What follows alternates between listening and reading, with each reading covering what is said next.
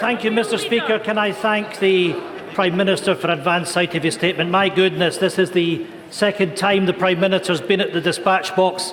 This must be the shortest-lived honeymoon in parliamentary history. You simply have to look around the benches. He may say he doesn't want an election.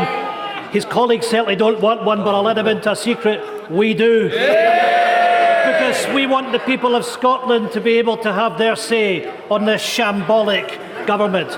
The Leader of the House talks about the strategy of the Prime Minister, and I have to say to him respectfully, when we hear use of the word collaborators, when we hear the use of the word surrender, the Prime Minister really should have some dignity and show some respect to the office that he temporarily holds.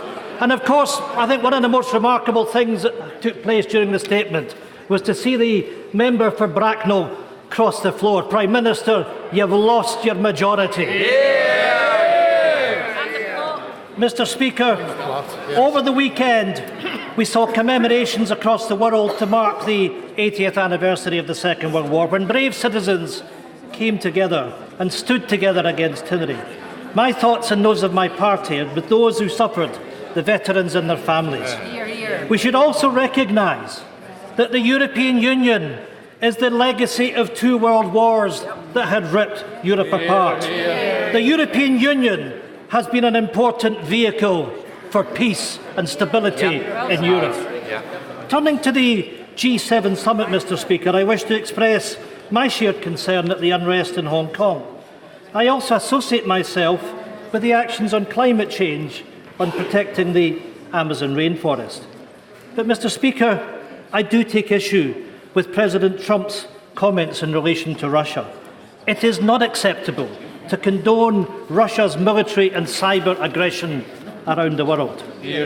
Furthermore, while the summit declared its support for progress in the Ukraine, the President of the United States failed to challenge Russia's violation of international law in Ukraine. Another utterly disgraceful lack of leadership from the President of the United States. Mr. Speaker, following the summit, the Prime Minister displayed his own lack of leadership by moving to prorogue Parliament and strip power away from elected representatives, closing down Parliament by sending 3 Privy Councillors to instruct the Queen to sanction the closure of Parliament. 3 Privy Councillors acting on the instructions of the Prime Minister to shut down Parliament. Where is the democracy in that? And while we can dance around and profess to speak for the people, Mr. Speaker, we all know the truth. He is in fact doing the opposite. By proroguing Parliament, the Prime Minister is robbing the people of power, robbing them over a say over their future. In true Trumpian style, the Prime Minister is acting more like a tin pot dictator than a Democrat. He talks of the will of the people, but what about the will of the people of Scotland? Prime Minister, the Scottish people did not vote for Brexit. The people of Scotland did not vote for a no-deal Brexit.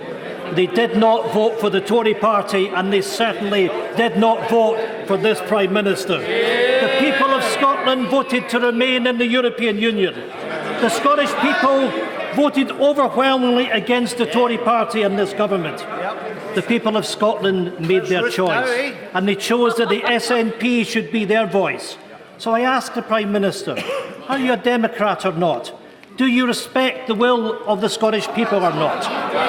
And will you, Prime Minister, if you believe yourself not to be the latter, then will you give the people back their say, allow Parliament to have its say, respect the will of Parliament in stopping a no-deal Brexit that would be devastating for jobs and communities? Mr. Speaker, the Right Honourable Gentleman makes a serious point about the US's attitude towards Russia. May I just gently remind him that when it came to the Skripal poisonings in Salisbury, the United States actually expelled 60 diplomats in support of the UK, in solidarity with the UK, and to show their revulsion at Russian behaviour. As for whether or not it's right to have a Queen's speech, Mr. Speaker, the opposition have been calling for a Queen's speech just about every week. And finally, they get one, and they protest. And on the EU, it remains, of course, the policy of the Scottish Nationalist Party. Once we have come out of the European Union on October the 31st, it is their policy, their avowed policy, they're inevitably committed to this by logic, to go back into the EU. That's what they say they want to do if they were to achieve independence, to submit to the whole panoply of EU law, to scrap the pound in favour of some unknown currency hitherto unbaptised, the salmon or the sturgeon or whatever it happens to be, and above all, to hand back control of Scotland. Well, let's leave that fiery debate happening in the Palace of Westminster now and talk to our correspondent, Vincent McAviney, who's also been listening to what's been happening there too. Vincent, quite a lot of things to unpick from that debate so far. Most of all, the breaking news which is just coming out of London is that Boris Johnson has lost his majority. We understand the MP Phillip Lee has defected to the Liberal Democrats. Tell us more about who he is and what impact this could have.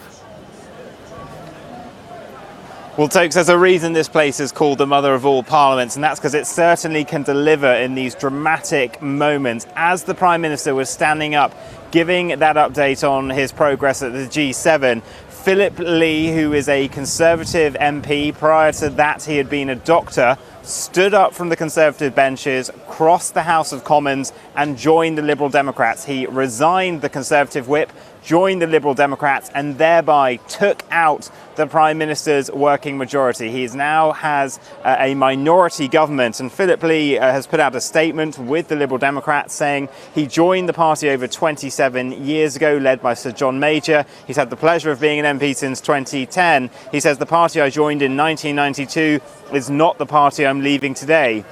He goes on to say this government has aggressively pursued a damaging Brexit in unprincipled ways, putting its lives and livelihoods at risk unnecessarily, and it is wantonly endangering the integrity of the United Kingdom. More widely, it is undermining the country's economy,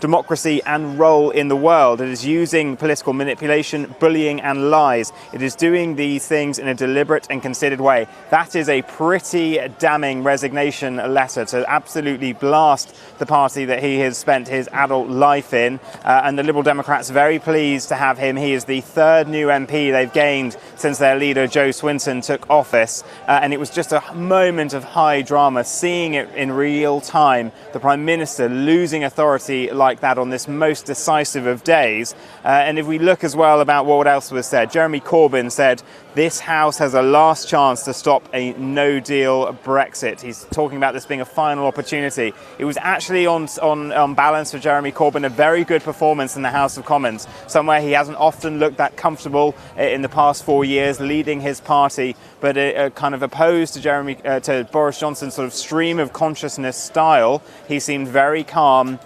He definitely set the tone of what MPs are going to be voting on today, and it's now to see whether or not they can, as we think they will, get the Speaker allowing them to bring this emergency legislation. And it looks very much now like they will have the votes to try to block leaving on October 31st without a deal, because the other thing that happened during that statement was that Alistair Burt, who is a former Conservative Foreign Office Minister, he said that he will not be standing at the next election. So that is another MP joining the likes of Justine Greening this morning, a Conservative MP, saying that they're not running again. So they're not worried about the threat by Boris Johnson to remove the whip from them, to sack them from the Conservative Party, because they're going. And I think it's a clear sign that Philip Hammond was right earlier on today when he said that he was confident they had the numbers to try to stop the Prime Minister. What will become more difficult, though, for the opposition parties is now that the Prime Minister doesn't actually have a working majority, something you need for a government in Britain.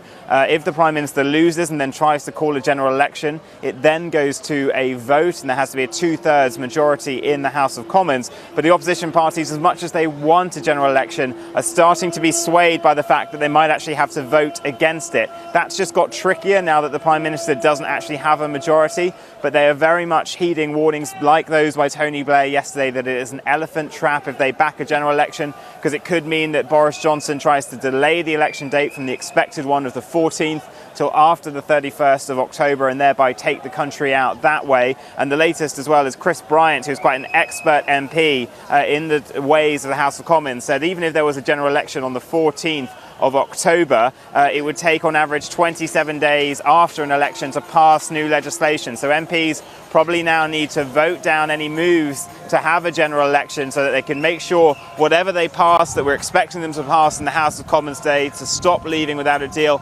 that gets through the House of Lords and becomes law, and they need to ride out the next couple of weeks to make sure that there's no way that Boris Johnson can take the country out without a deal. Vincent, dramatic stuff, as you say. We should also underline that, of course, it's not only Phillip Lee who's defected across the Parliament. There's many other Tory MPs who've said that they're not going to vote for, they're not going to back Boris Johnson, rather, in his plans to push through a no-deal Brexit. It seems as if, they're sort of deserting the ship, some might say.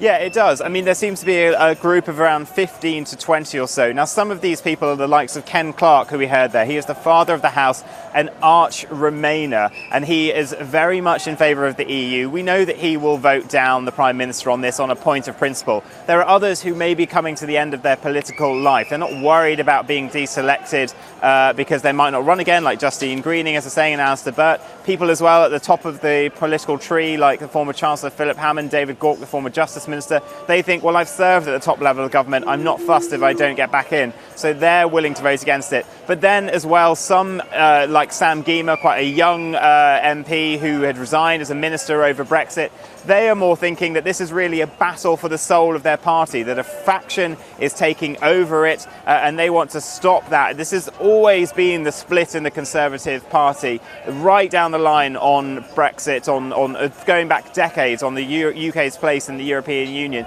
And there seems to be some who I'd say are the kind of more Cameronite MPs who are not wanting to go down this route. And we've heard as well from Philip Hammond today, kind of the leader of this pack now. He says that he's not worried about the threats because he thinks, in his mind, perhaps Boris Johnson might not be the leader for that much longer and so can't carry them through. And he also attacked Dominic Cummings, the senior advisor to Boris Johnson, who seems to be the architect of this plan. He's quite a tactician. And Philip Hammond has called him an entryist, questioning, as many MPs do, whether he's actually a member of the Conservative Party, because he doesn't seem to be. And they think that he's taking the party down a very narrow factionalist route. And so it really is going to be a kind of day and weeks to come where the Conservative Party could face a huge split. And we might see more MPs deciding to cross the House, like Dr. Phillip Lee did, someone who very early on resigned from Theresa May's government, I think back in summer 2018, because of the handling of Brexit. More might swap to the Lib Dems, more might decide I'm not going to run again, so I'll vote against the government, and it could lead to a huge fracturing in the party.